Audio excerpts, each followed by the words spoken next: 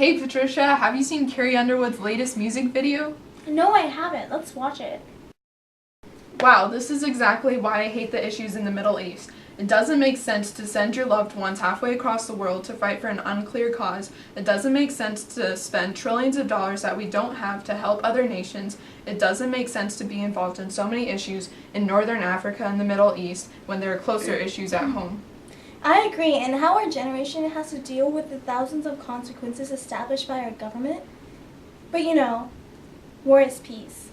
Well, not necessarily. America smells trouble and she gets up and runs to the chaos without thoroughly thinking through the consequences of the U.S. citizen. And the country in trouble is like a stubborn child. They won't admit they're in trouble and in turn try to rid their land of American interference with violence. Exactly. I read in an official poll that since 2003, 100,000 American troops have been killed in Iraq. If we send 100 troops to foreign nations, 100 loved ones will be killed. The war in Iraq is the pursuit of justice for the acts against our country, not a land quest in the Middle East. The war is against the wrongdoers, not the country itself. And it's unfortunate the country sits in the middle, but the country will remain in turmoil until the insurgency is suppressed and peace is restored.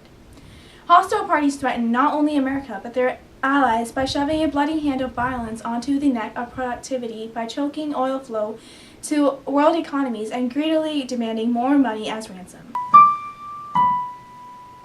Oh hey, didn't see you there. The Iraq War is nothing but a bloody-handed grab for money and dominancy over oil production, leaving civilians with scars physically and emotionally, leaving families without loved ones on either side of the conflict. Still undecided? Whether the fear of a loved one lost to a conflict that isn't theirs, or America and her allies in jeopardy of bankruptcy and choked of progress, the American people owe it to the fallen and to the world to ensure their voice is heard by voting for such issue.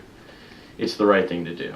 Hey Patricia, I saw on your Facebook last night that you were for the war in the Middle East?